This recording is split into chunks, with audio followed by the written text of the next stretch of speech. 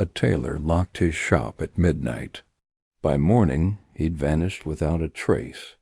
Welcome to Rust Evidence. I am your host, Silas Wren. Tell me in the comments, where are you listening from tonight? I always love seeing your messages roll in. Let's begin. The cold stove in the corner of Margaret's office coughed softly, as though unwilling to commit to the day.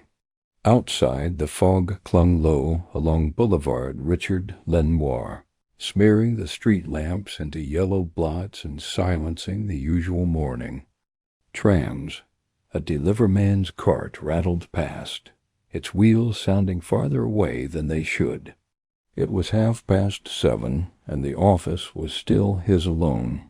He liked these hours, when Paris had not quite risen, when his pipe's scent had the room to itself, and when his thoughts could stretch without interruption.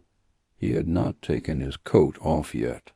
The damp had settled into the wool, and was reluctant to leave. He stood by the window, pipe in hand, the smoke curling into the chilled air like something uncertain of itself. Margaret thought, not for the first time, that mornings in the capital often felt like a prelude to something minor but unsettling, a misdelivered letter, a missed appointment, a man deciding to turn left instead of right. He was not waiting for a case. In truth, he was hoping there wouldn't be one today. Madame Maigret had made veal blanquette the night before, and there were leftovers waiting at home. He had promised to come home early for once. There was even a small tin of preserved cherries she'd bought from the épicerie on Rue Cleur. She'd wrapped it in newspaper like it were something fragile. He turned back to his desk, tamped down the tobacco in his pipe, and lit it with a practiced hand. The scent of the blend, slightly sweet, with an edge of dark wood, filled the room. It was the only real luxury he allowed himself, and even that, he knew, was more habit than indulgence. A knock came, soft, hesitant. Not urgent, he didn't answer at once, but the door creaked open anyway. It was Janvier, his coat still buttoned to the neck, cheeks flushed from the cold. "Morning, Chief." Margaret nodded. "There's nothing pressing," Janvier added quickly, as if to justify his presence. Only a man from the Rue des Vinaigriers rang earlier. He said his brother-in-law hadn't opened the shop this morning. A tailor. Margaret raised an eyebrow, but said nothing. He gestured to the coat rack, and Janvier shrugged out of his damp overcoat. "He's not a young man." "Apparently," Janvier continued. "The tailor. Opens at 6, regular as a tram.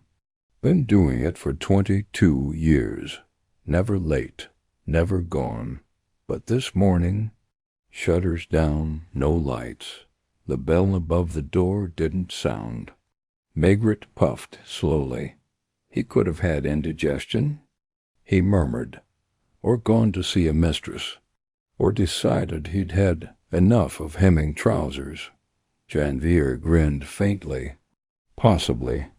Only the brother-in-law says the man left his flat this morning, same as always. He saw him from across the courtyard. Dark coat, same hat. He went downstairs around 5:45, but he never arrived at the shop, which is 5 minutes away." Margaret didn't reply immediately. He walked to the stove, tapped out the ashes from his pipe, and refilled it with deliberate fingers. "The tailor," he said at last. "What's his name?" "Blaise Morel, mid-50s. Lives above a charcuterie in the 10th. Margaret looked out the window again.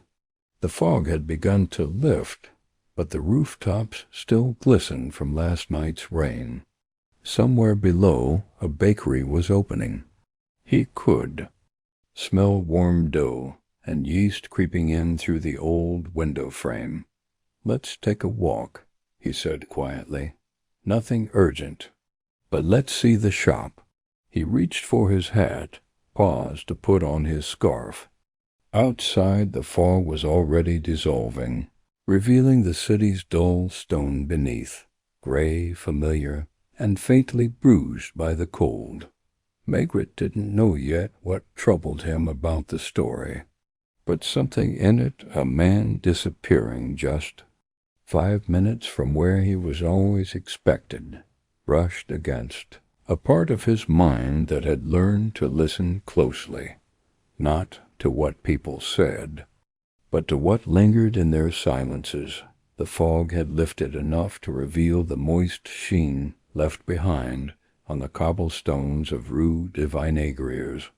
It was a quiet street, more functional than picturesque, the sort that held no secrets in postcards, but plenty behind closed shutters. A laundry, a modest cafe, and a tobacco kiosk stood like regulars in an old play. The tailor's shop was at the corner, under a narrow apartment building with chipped shutters and a fading sign, B. Morel. Tailor pour Hommes. The shutters were indeed closed, the kind with slats that once gleamed but now wore the dust of repetition. A faint scuff mark on the ground suggested someone had tried the door. Maigret stopped a few feet away and lit his pipe again, standing quietly. He let Janvier approach the door, press his fingers to the wood, as if to confirm the obvious. "No one inside," Janvier murmured. "Doesn't feel like anyone's been here since yesterday evening." Maigret nodded slightly, but said nothing. He looked up at the apartment windows above, the lace curtains still drawn, a flower pot with wilted geraniums.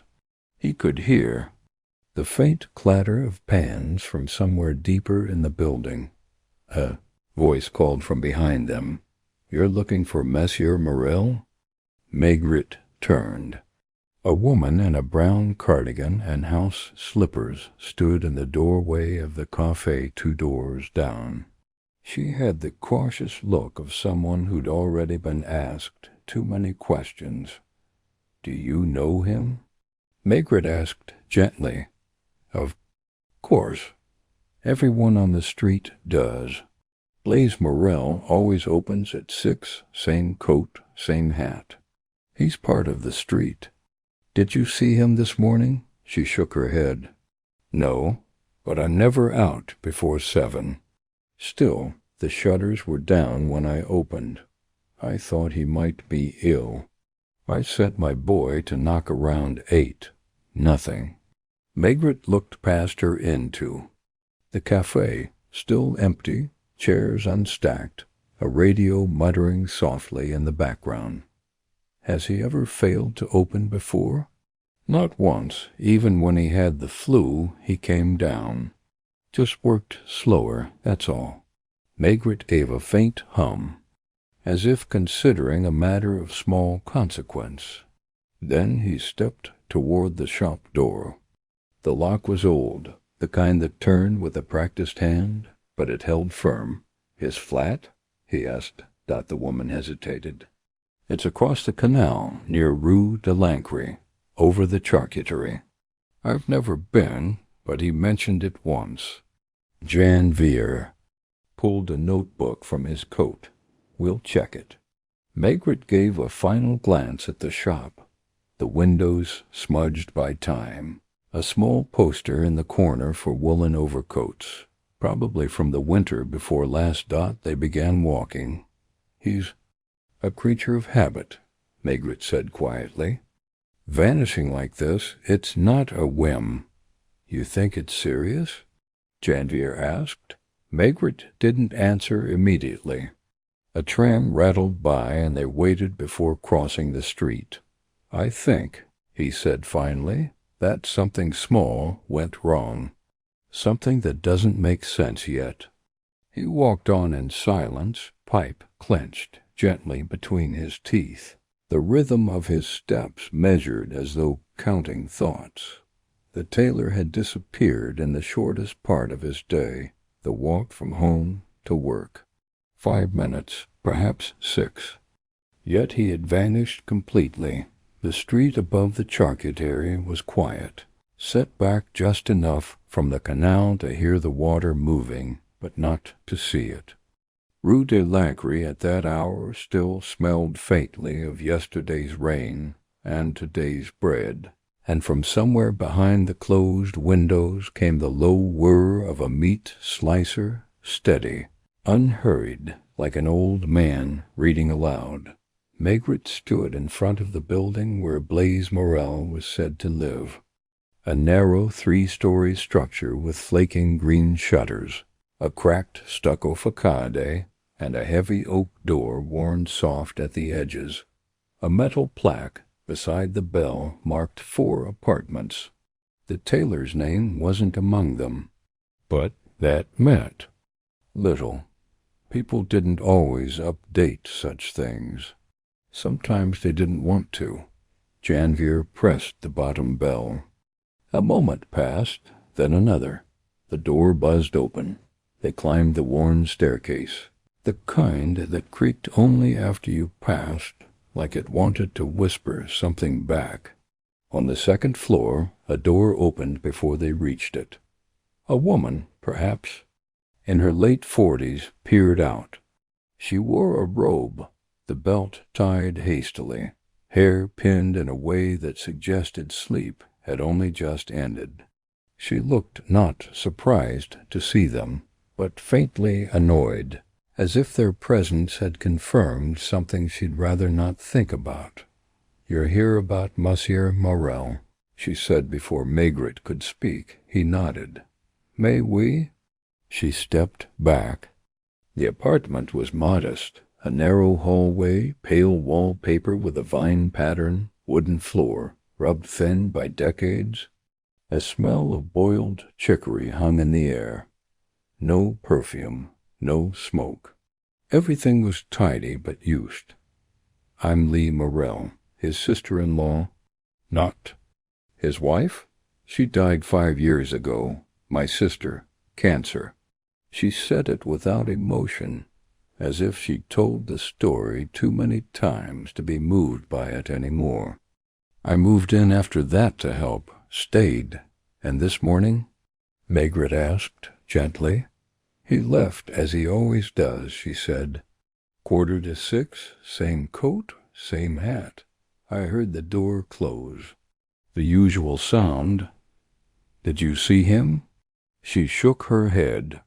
"No, but I know the way he walks, the timing. He takes the same route every day. He's a man of habit. Did he seem unusual? Anxious? Distracted?" She hesitated. "Not really.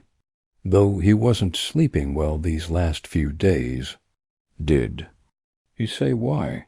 "No," she said, then paused. "He never said much. Not since my sister died. He's always been quiet, but lately, quieter still.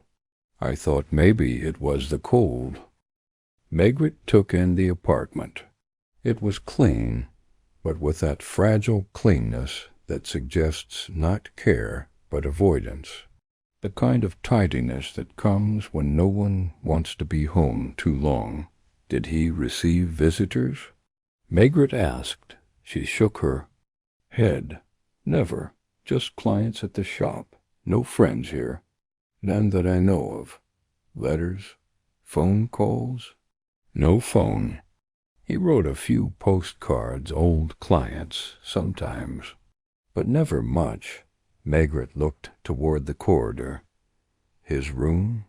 She led them to it. It was a small space, but orderly. A narrow bed, stiff with a tucked wool blanket.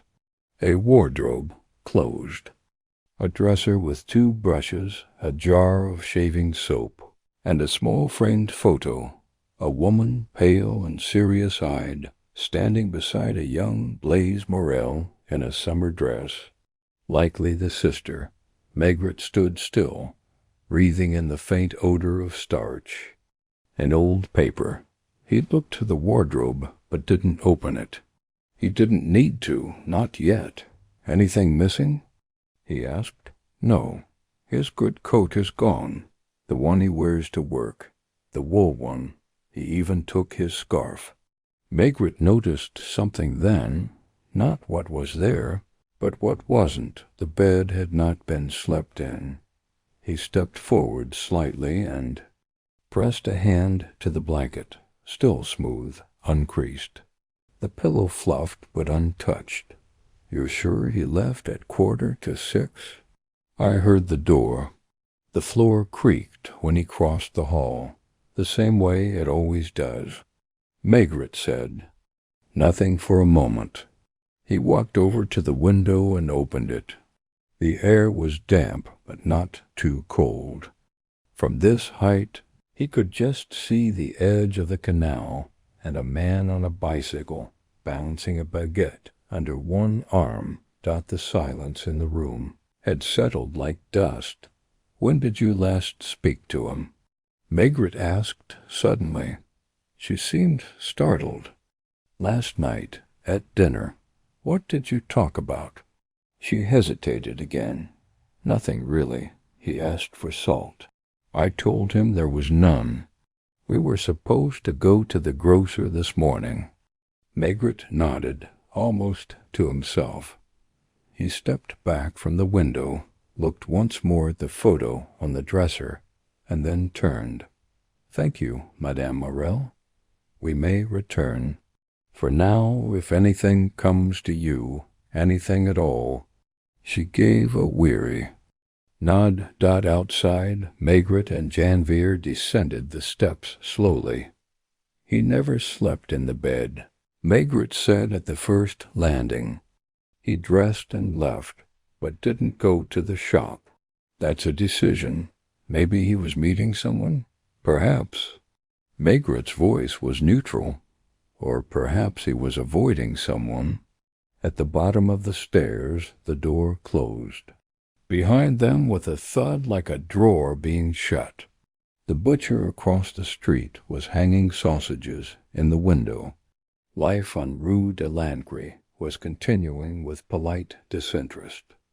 "Have a man check the canal locks," Maigret said quietly. "Not for a body, not yet. Just check. And see if any barges passed this morning." Slowly, Janvier raised an eyebrow. "You think he jumped?" "No." Maigret shook his head. "Men like Morel don't vanish that way. They vanish the way they lived, quietly, precisely, and with a reason." He took a final draw on his pipe and exhaled slowly. "He was planning something," he said. "But it wasn't escape. Not quite." They turned toward the Quai des Vosges, the street glistening under the lingering fog. Somewhere nearby, a clock struck 9. Maigret didn't look at his watch. The day was beginning, and Blaise Morel was still gone. The café on the corner of Rue des Récollets was warm and close. The windows fogged from the inside, the clink of coffee cups and quiet murmur of morning regulars, a kind of comfort. Maigret chose a table near the radiator and slipped his coat off slowly, his broad shoulders heavy with damp wool. The waitress, a thin girl with tired eyes, approached with her notepad already in hand. "Grand crème," he said simply. "And something hot for my colleague." Janvier asked for a croissant and sat across from him, rubbing his hands together. It had started to drizzle again. The kind of persistent Parisian rain that never really pours but never stops either.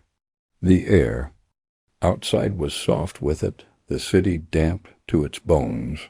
Maigret lit his pipe and leaned back. He didn't speak. He watched. 2 men played cards near the back.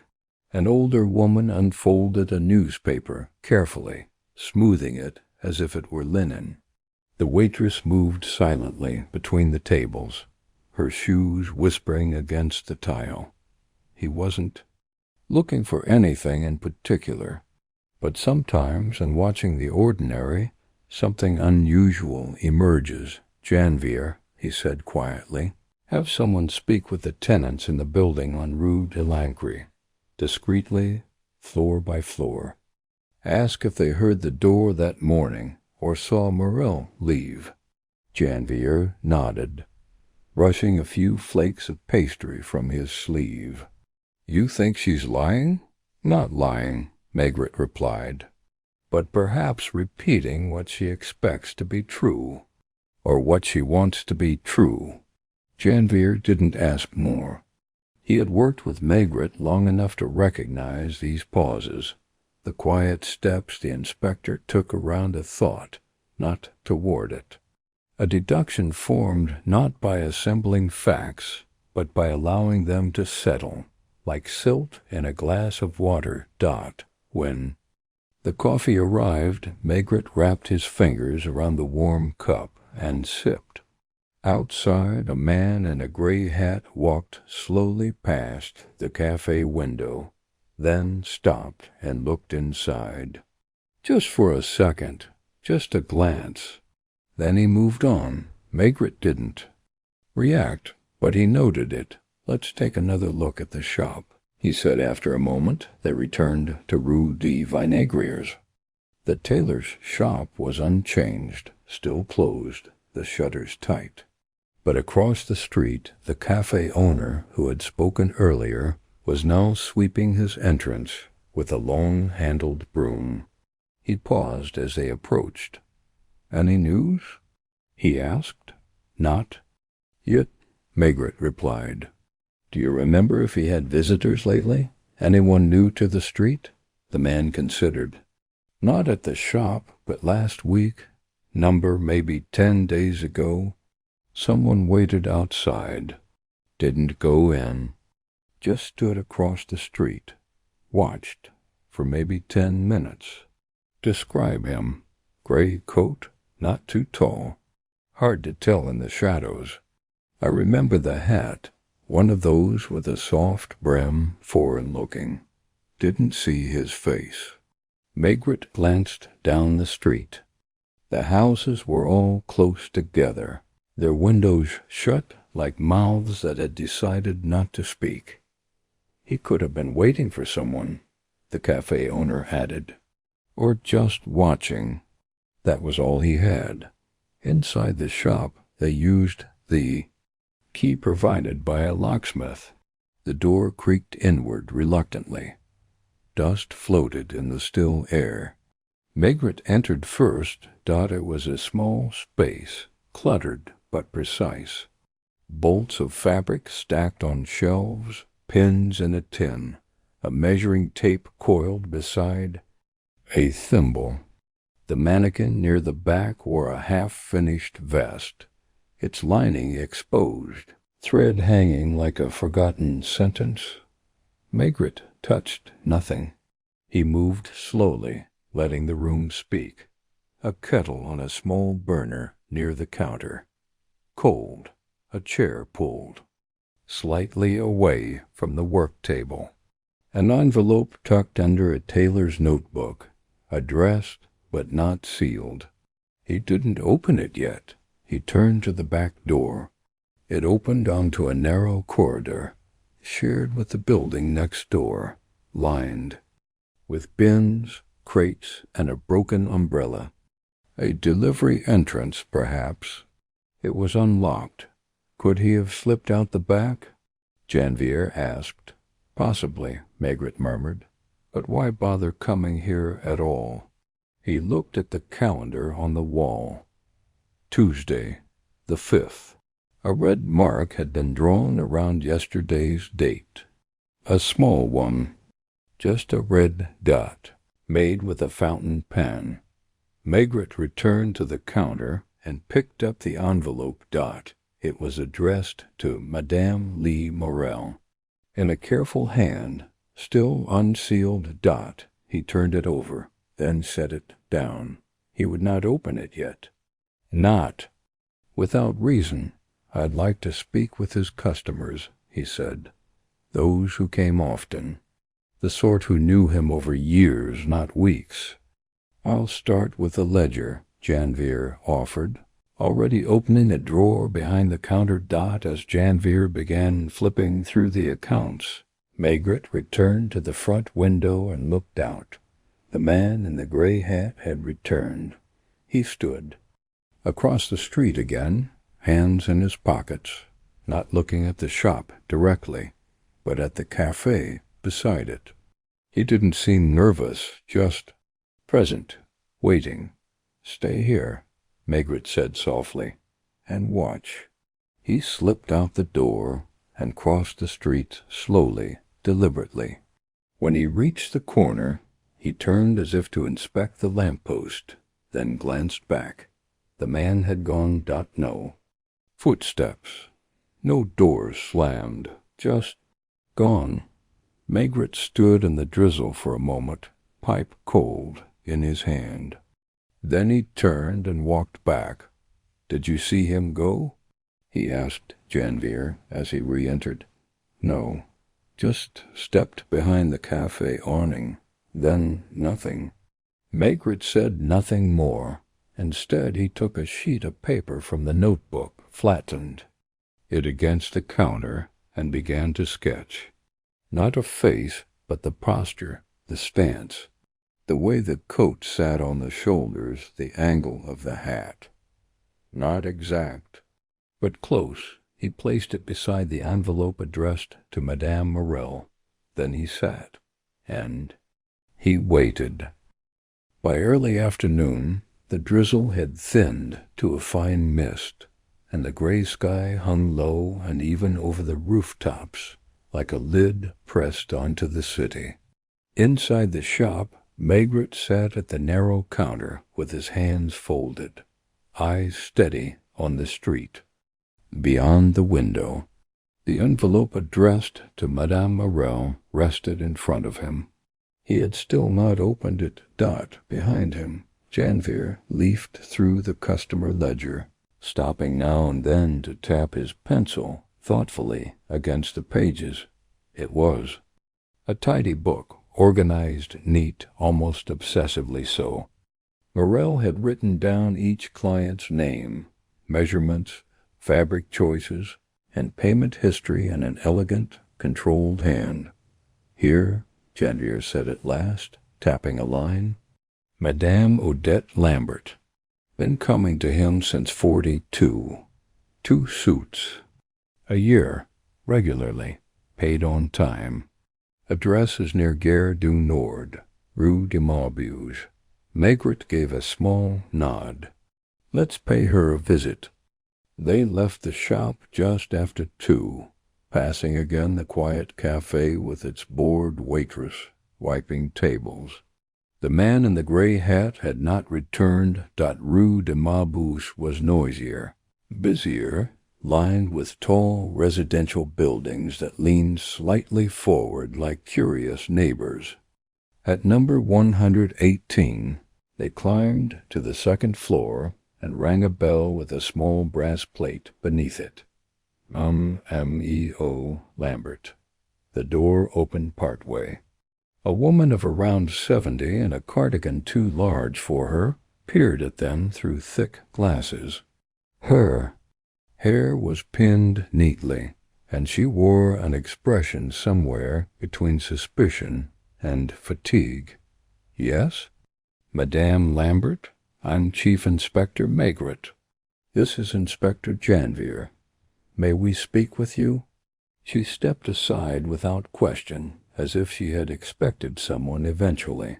The apartment was small, dim, and faintly scented of lavender. Maigret took in the bookshelf with its row of detective novels, a lace-covered side table with a framed photograph of a much younger woman, and a half-knitted scarf resting beside a saucer of cold tea. "I heard," she said, before either man had spoken. "About Monsieur Morel. Disappeared, hasn't he? You knew him well?" "As well as anyone could," she replied, motioning them to sit. "I've been his client for years." My husband wore only his tailoring until he passed. I kept going. Afterward, out of loyalty, I suppose. Margaret nodded.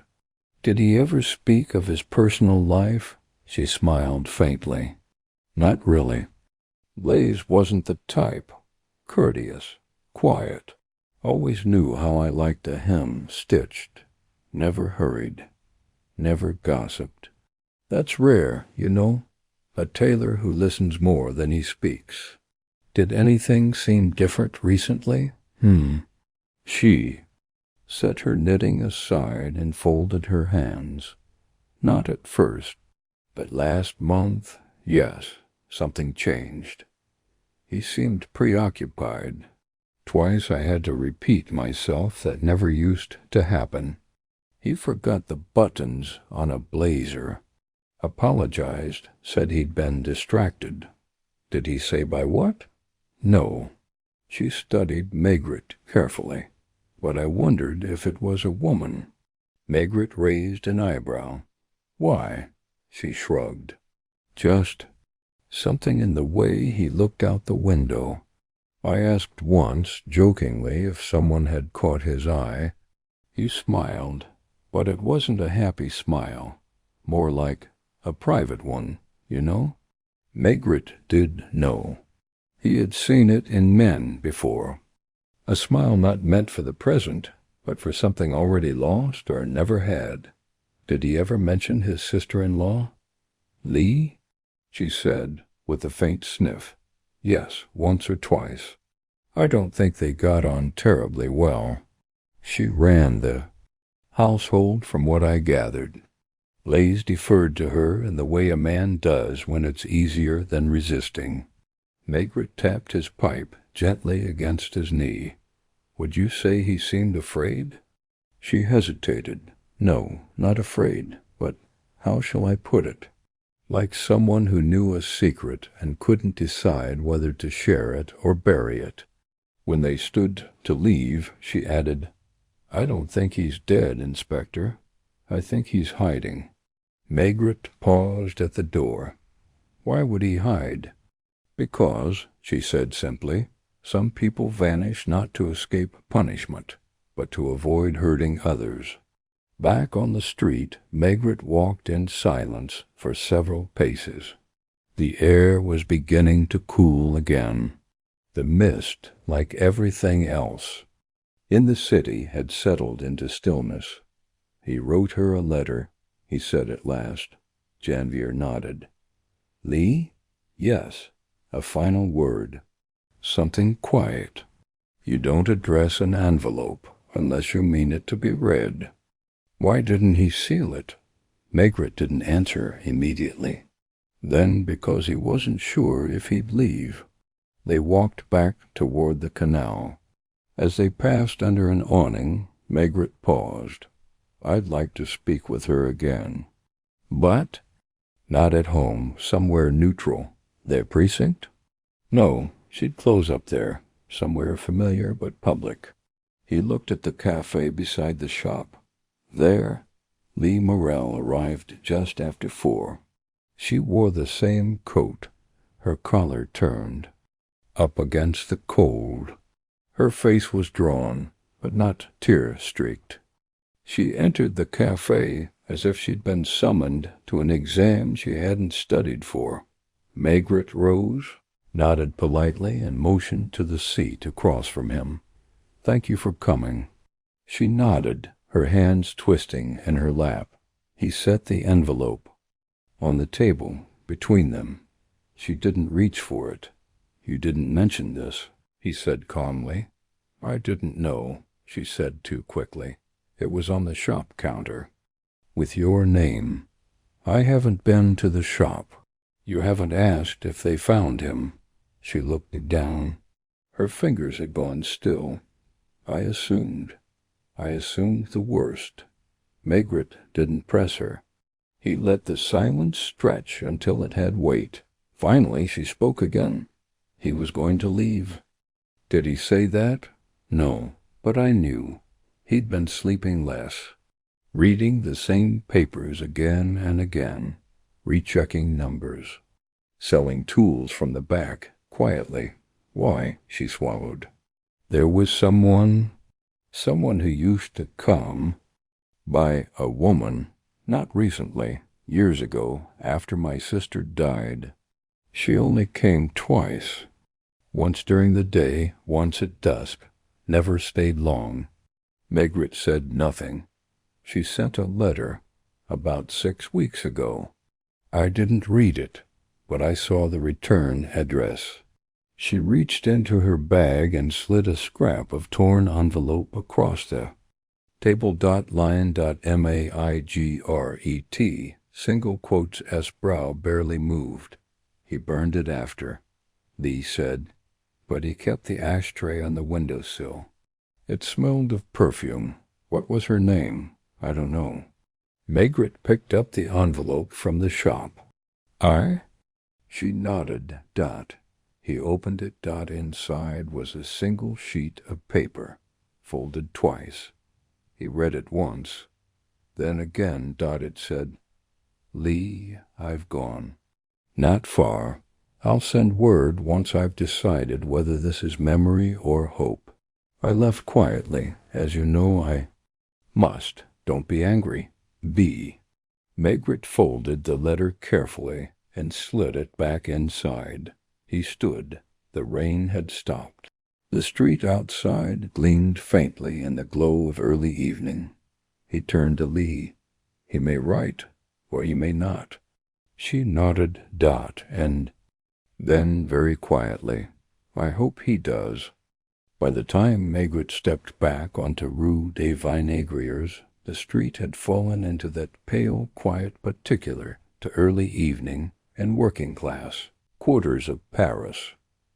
Shops had begun to close, their shutters groaning downward, while lamplight flickered against windows already fogging from the cold outside and warmth within. The tailor's shop remained dark and locked as it had been since dawn. Nothing moved behind the dusty glass. Yet Maigret lingered there, smoking slowly, his breath a soft cloud beneath the low yellow of the street light. He had not spoken again. Since parting from Lee Morel, Janvier, walking half a step behind, understood well enough not to interrupt. The rhythm of the inspector's thoughts could not be forced. They gathered in layers, impressions, silences, glances, until, without fanfare, they settled into shape. Maigret turned abruptly. Let's walk along the canal. Janvier hesitated. Looking for something? No, Maigret said. Just thinking. They crossed toward Quai de Valmy. The canal ran dark and slow, interrupted only by a ripple from a passing barge or the faint splash of something unseen. A bird, a falling leaf, perhaps. To their left, the iron footbridge arched like a question. Over the water. He wanted to leave, Maigret said finally, but not to disappear. There's a difference. Janvier nodded, hands deep in his pockets. People who disappear, Maigret continued, make themselves ghosts. They change. Names, burn papers, erase traces. But Morel left breadcrumbs. A letter, a memory, even that red mark on the calendar. He paused near a bench overlooking the canal. What did it mean? Janvier shrugged. The day before he vanished. Could have been anything. An appointment, a deadline. Maigret looked out at the still water. I think he was waiting. For the woman? Maigret didn't answer. A barge rumbled faintly in the distance, its lantern a bobbing star across the water. He was trying to decide, Maigret said at last, whether to return to something he thought was gone, or remain with the life he had built after. They walked in silence a while longer, past shuttered bakeries and a corner épicerie, where the owner stood counting coins with a cigarette between his lips. Life continued untroubled by one man's disappearance. It was just before 7 when they circled back toward the shop, cutting through the side alley that connected Rue des Vinaigriers to the boulevard. There, beneath the low arch of an old warehouse loading dock, stood a man. He wore a gray hat and a coat too short in the sleeves. He held a suitcase. Maigret stopped. The man looked up, startled, but not surprised. There was something in his face Maigret recognized immediately. Resignation, thinly veiled beneath politeness. They regarded each other for several seconds. Then the man nodded. Double quotes, Chief Inspector, he said quietly. I thought you might come. This way. Maigret stepped closer. Monsieur Morel? The man hesitated. Then, yes. Janvier took half a step forward, but Maigret raised a hand. Morel looked older than his photograph, or perhaps he had simply shed something in the intervening day. Routine, disguise, certainty. His eyes were dark, lined with fatigue. I wasn't hiding, he said. Maigret didn't reply. He watched. I just needed time. Time for what? Morel looked down at the suitcase. She's in Paris, he said. The woman, Claire, she wrote to me. Said she'd be at the station today, the one at Champ de Mars, just passing through. A short stop on her way to somewhere else. Did you see her? Morel nodded. She hadn't changed. Not much. Her eyes are still too sad for someone who laughs so quickly. He looked up again. I thought I might leave with her, start over. But you didn't. No. A faint smile. She didn't. Ask me too. Maigret drew a slow breath, the cold pipe clenched between his teeth. He said nothing. I came back here, Morel continued. Not home. I couldn't face Lee. Not yet, but I walked the streets. Sat in cafes I never noticed before, watched people who didn't know me. I thought that would feel free, but it didn't. You were missed. I know. He crouched then, slowly, and set the suitcase down at his feet. I was never going to disappear, he said. I just stepped outside the life I had, briefly, to look at it from a distance. Maigret nodded. And now? Morel stood again, hands in his pockets. Now I go home. There was no drama in the moment, no confession, no tears. Just the quiet finality of someone returning from the edge of a decision. Maigret gestured toward the shop. Let's walk you there. Inside the shop, the air had grown stale. Morel stepped in as though into a familiar coat. He turned on this small lamp behind the counter. The faint light made the dust dance like snow. He placed the suitcase on the chair near the measuring table, then opened the drawer and pulled out the same letter Maigret had read. I wrote it, he said, and then didn't know whether to leave it. In the end, I left it somewhere. I knew she'd find it if you came.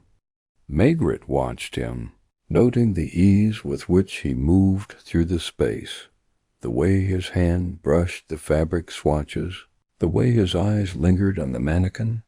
This is who I am, Morel said quietly. A tailor, a man who folds fabric and listens to silence. He turned. Will there be trouble? Maigret shook his head. There's no crime in thinking. Morel gave a faint laugh. But there is, sometimes, in not telling the truth. Only when it harms someone. They stood there in the quiet shop, the muffled city pressing in through the window panes. Outside, the rain had started again, light and steady. Tapping the awning gently. May I Gret turned to go at the door. He looked back. Morel was behind the counter, unrolling a bolt of navy cloth. He looked, at last, like someone who had chosen his life, not someone simply living it. The following morning was colder, the air brittle with a dry wind that came off the canal and slipped between the buildings like a stray cat. Maigret walked to the Quai des Orfèvres alone, coat buttoned high, scarf tucked just so. He carried no case, no notebook. Only his pipe, filled but unlit, sat in the pocket of his coat, like a habit that had forgotten itself. He wasn't expected. At the office, technically there was no case. Morel had returned of his own will. The tailor's shutters were open, and the narrow shop glowed with the yellow warmth of work resumed. Janvier had reported with a note of fond disbelief that Morel had already completed 2 fittings and sent a jacket for pressing. But Maigret wasn't finished, not with the case, but with the feeling. A thing had happened, and it had happened quietly, as these things often did. But the feeling it left behind lingered like a draught in a warm room. And Maigret, who trusted his instincts more than testimony or time-stamps, could not let it pass without walking its edges. He lit his pipe. On the embankment struck a match against the railing. The flame flared, flickered, held. The first draw of smoke warmed the inside of his mouth, calmed something in his chest. He exhaled and turned back toward Rue de Lancre. He didn't go to Morel's flat. Not yet. Instead, he returned to the neighborhood. This time alone, walking not with purpose, but with presence. He passed the charcuterie, where the same boy from 2 days earlier hosed down the delivery crates. He paused near the grocer's, nodding to the woman rearranging apples in the window. He noted the half-closed shutters on the 2nd floor. Then he stood across the street and looked up. The curtains in Lee Morel's window were parted just slightly. She was watching. She opened the door before he reached the 2nd landing. No words, just a small nod and a gesture inward. The apartment was unchanged, still wrapped in the hush of pale wallpaper and muffled steps. On the sideboard sat the same jar of preserves, unopened. The scarf on the coat rack hadn't moved. Maigret removed his hat and waited. "He came home last night," Lee said after a long moment. "Very late. How was he?" "Tired. Quiet. And you?" She allowed a small smile, though it didn't reach her eyes. "I made soup." We didn't speak much. He looked at his hands a long time. Maigret stepped closer to the window, where the lace curtain barely moved in the breeze. "I came because something still unsettles me," he said. She said nothing. He continued. "Your brother-in-law is a man of habit. He leaves at the same time every day. He locks the shop. He writes letters in neat cursive. And when he disappears, even briefly, he does so in a way that suggests control, that suggests protection." Lee crossed her arms slowly. "Protection? Of himself, of you." Maigret turned. "Did you know someone came to the shop again yesterday?" "After he returned?" She blinked. "No. He didn't mention it?" She shook her head. Maigret studied her a moment. "A man," he said. "Not the one we saw earlier. This one came mid-afternoon. Stood outside. Didn't knock. Didn't try the door. He stood there for perhaps 2 minutes, then walked away. Who was he?" "That's what I'm asking." Her lips pressed tight. Maigret stepped toward the table, pulled the chair slightly, and sat. He wore a dark coat, Maigret said. Shoes too polished for walking. He looked up at the window, but not into the shop, as if looking for a signal. She sat as well across from him, slowly. There's more to this than a vanished tailor, Maigret said gently. Lee hesitated, her fingers locking around each other. He used to come by, she said. Finally, years ago, just after my sister died. The man yesterday? Yes, his name is Arnaud Leckler. He was involved with Claire. Maigret waited. She was seeing them both, she continued. I only found out after my sister died. Blaise didn't know at first. Claire had met Arnaud in Lyon. He was some kind of investor. He helped her with a loan, or said he did. When she came to Paris, she looked Blaise up again. He was happy. Happier than I'd seen him in years. But she was still seeing Leckler. Lee nodded. I never told Blaise. I thought it would fade. It didn't. Claire was clever, charming. But she never made promises. Maigret drew slowly on his pipe. The smoke curled upward in a soft spiral. Was Leckler dangerous? Not violent, just manipulative, cold. The sort of man who makes you feel you've already agreed to something. Maigret stood quietly. I think Morel knew, he said, or suspected. I think he wanted not to know. Maigret nodded. Leckler's return. It scared Blaise, she said, because it meant the past wasn't done, and because it meant he might have to choose.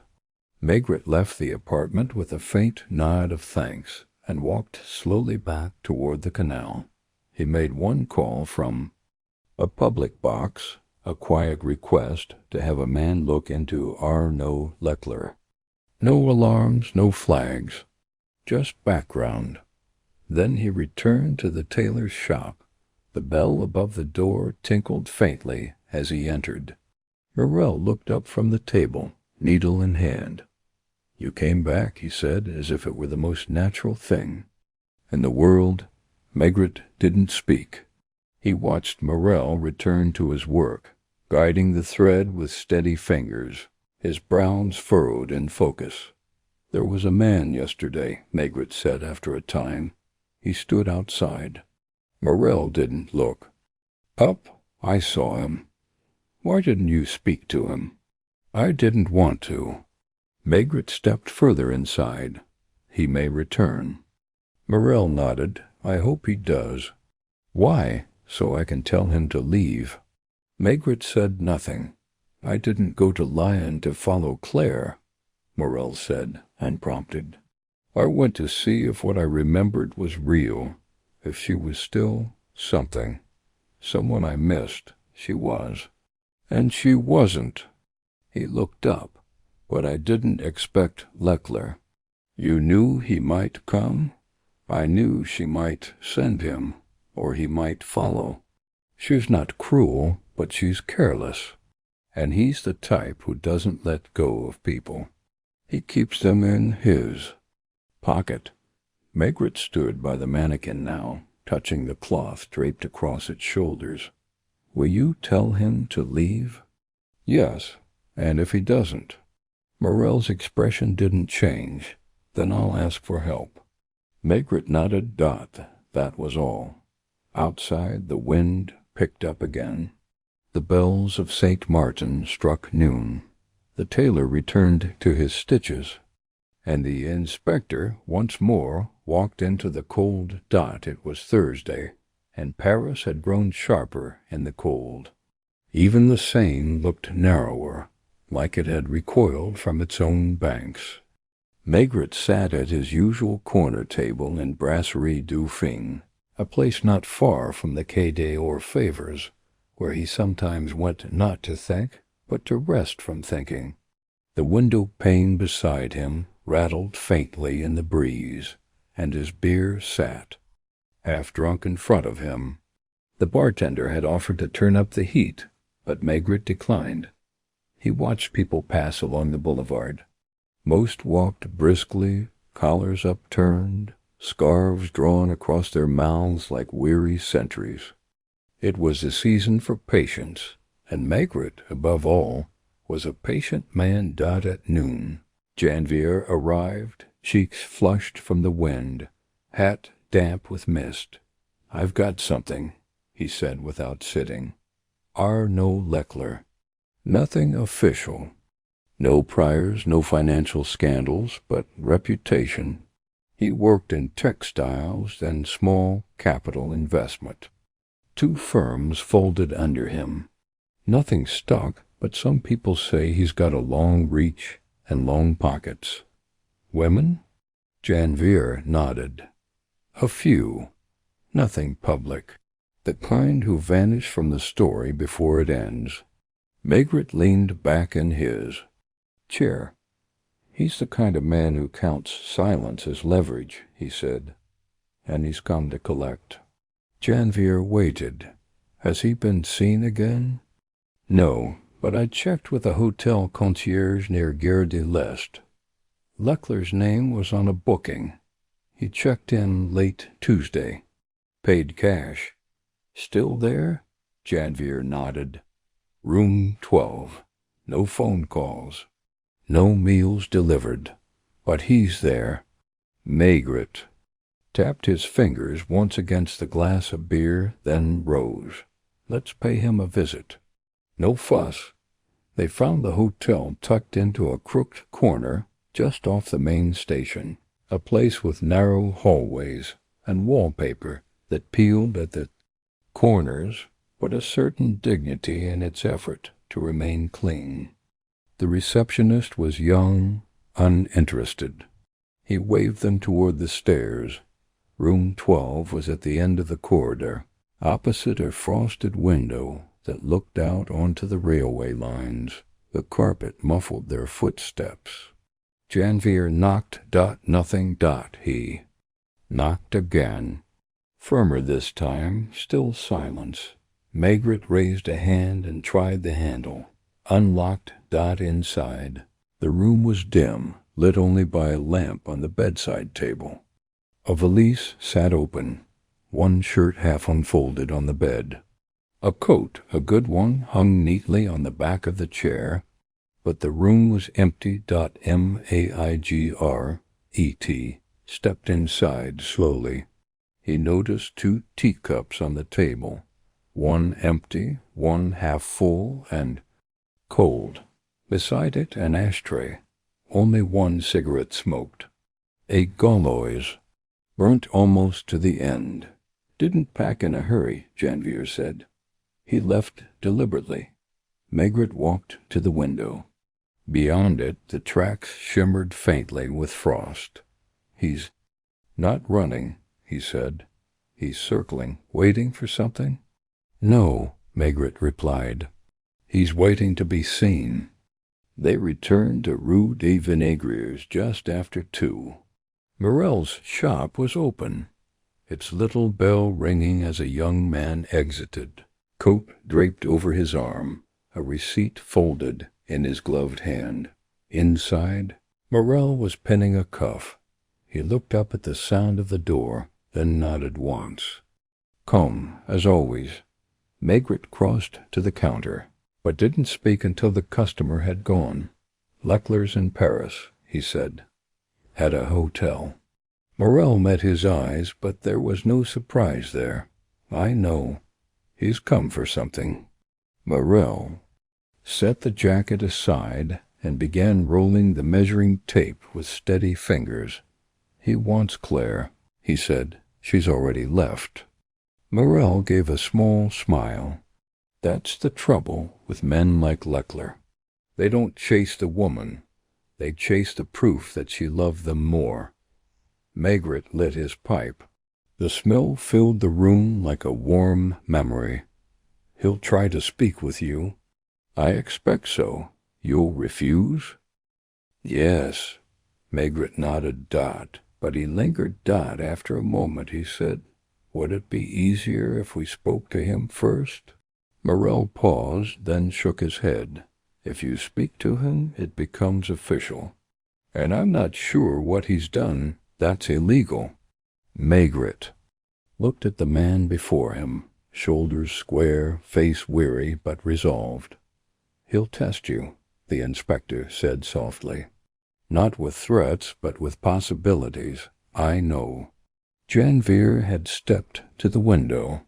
He stiffened slightly. "There," he said. Outside, across the street, a man stood beneath the awning of the tobacconist's. No hat this time, no coat, just a suit and gloves, pale, composed. Watching Leckler, Maigret, and Morel both turned. Morel stepped out from behind the counter and moved toward the door. Maigret put a hand on his arm. "Do you want us there?" Morel considered it. No. He opened the door and stepped outside. Leckler smiled faintly as he approached, as if this were a rendezvous long agreed upon. They stood face to face, just beyond the window's edge. Maigret and Janvier watched from inside. Neither moved. Neither spoke. The conversation outside was quiet. Leckler gestured once, upward perhaps toward the apartment or somewhere farther still. Morel stood still. He answered briefly, firmly. Leckler tilted his head, said something else, then he smiled again, thin, quick, and turned to go. Morel remained on the sidewalk for another moment before returning to the shop. He closed the door behind him softly. "He's leaving," he said. "He understands." Maigret said nothing, only nodded. Morel exhaled. "He asked if she left anything with me. A letter, a promise." Had she? Morel looked down at the fabric on the counter, ran his fingers across it. "No," he said. "She took everything with her." There was a long silence. Finally, Maigret turned. "Good day, Monsieur Morel." The tailor didn't answer right away. He had already begun to pin the sleeve again, head bent in concentration. As Maigret and Janvier stepped out into the chill, the rain began once more, faint, delicate, as if the city were sighing in its sleep. That evening, Maigret returned home earlier than expected. It was the kind of Parisian evening where the city seems to shrink, sound muffled, under a sky that pressed low with rain, not quite falling. The windows of his apartment glowed faintly. Behind curtains, and the smell of something stewing met him at the door, carrots, perhaps, or leeks, simmering in broth. Comfort food. Madame Maigret looked up from her chair as he entered. She wore her usual gray cardigan, hands folded over her lap, knitting abandon for the moment. "You're early," she said, with a mild look of surprise that was neither pleased nor disappointed, simply observational. "I finished," Maigret said, hanging his coat by the stove. Or, rather, the case finished itself. He sank into the chair across from her, letting the warmth of the apartment settle into his bones. He hadn't realized how tired he was until he sat down. "Did you find the tailor?" she asked. "Yes." "Dead?" "No," he said. "Alive? He never left the city." She nodded, stirred the pot once, then returned to her seat. The silence between them was not awkward. It never had been. They had long ago discovered that the right words often needed no urgency. "He disappeared for love, didn't he?" she asked after a moment. Maigret gave a small smile, pipe still in his hand, unlit. "Of a sort. He disappeared to test something he already knew." "What was that?" that he couldn't follow a ghost. Madame Maigret considered this, then turned toward the sideboard. "There's a tart. Not much sugar, but the apples were good today." He shook his head gently, not out of disinterest, but because the moment felt still, and he didn't want it broken by plates and forks. "She came back into his life," he said, "a woman from before, after his wife died." He thought perhaps there was still something there. She suggested she was passing through, on her way to somewhere new. But another man followed her, a man she'd been entangled with. He came to Paris to reclaim her, or to confront Morel. It's hard to say. In the end, she left, and the man left too. "And the tailor stayed," she said. "Yes." There was a long pause. "Do you think he's content?" "No," Maigret said softly. "But I think he understands contentment better than he did." She stood and brought him a small cup of tea, placing it gently beside his pipe. He sipped and glanced out the window. The street lamp flickered faintly through the curtain. "You know," she said, almost as an afterthought, "people don't vanish at dawn." Maigret turned to her, amused. "No, they vanish in the evening," she continued, "when the day is finished and no one is paying attention. At dawn, people are watched. Milkmen, newsboys, workers rising. There's always someone awake. But the end of the day, that's when people slip away." He considered this. "You think he lied about the time he left?" She shrugged. "Not lied. But maybe he didn't leave when she thought. Or maybe she only told you what she remembered wanting to believe." Maigret stood slowly, walked over to the window. The glass was cool beneath his fingers. He looked down onto the street below. A woman walked past with a small dog in a raincoat. A man swept a step with long, slow strokes. "She's not clever, Lee Morel," Madame Maigret added, "but she's loyal. And when women like her lie, they do it to protect something or someone." "I thought she was trying to protect herself," Maigret said. "Maybe she was," she replied, "but not from scandal or trouble. From loneliness." Maigret puffed once on his cold pipe. He thought back to the envelope on the shop counter, to the red dot on the calendar, to the way Morel had touched the cloth on his table when he spoke of Claire. They all loved her, he said almost to himself, even the ones who knew better. Madame Maigret returned to her chair and took up her knitting again. The sound of the needles was faint, rhythmic. And what did she want?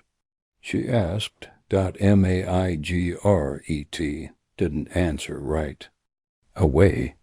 He turned from the window and sat back down. "I don't think she knew," he said at last. The next day, Maigret passed by Rue des Vinaigriers on his way to the precinct, though it took him out of the way. The tailor's shop was open, shutters up, the bell above the door ringing faintly as a woman exited holding a brown parcel tied with string. Inside, Morel was ironing a lapel, sleeves rolled up to the elbow. He looked up when Maigret entered and gave a small nod. "Still here," he said. "You expected not to be?" Morel smiled faintly. "Only in theory." Maigret leaned on the counter. There was no need for ceremony. They had passed beyond that stage. "I spoke with my wife last night," Maigret said. "She told me something about the timing." Morel raised his eyebrows slightly. "She thinks you didn't leave at dawn. That perhaps you left later, and Madame Morel believed otherwise, or wanted to."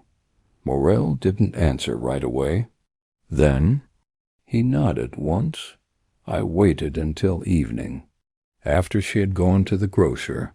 I didn't want her to see me hesitate." "You thought you wouldn't return?" "I didn't know. I didn't want to promise anything." Maigret nodded. "She would have forgiven you, you know." Morel's eyes dropped to the cloth beneath his hands. "She already has." A long pause passed between them. Maigret looked around the shop. Nothing had changed, yet something had shifted. The air had a different weight. The silence between fittings was warmer now, less brittle. "There's something comforting about the sound of thread being pulled through fabric," Maigret said. Morel smiled again, more easily this time. "That's what I tell myself, too." Outside the sun had risen, weak but present. The rain had stopped. A man was selling chestnuts by the metro station, and for a moment Paris felt like a city exhaling, not deeply, but enough. Maigret stepped back out into the street and turned toward the quay. There was nothing urgent ahead. No call, no corpse, just the quiet bureaucracy of the day.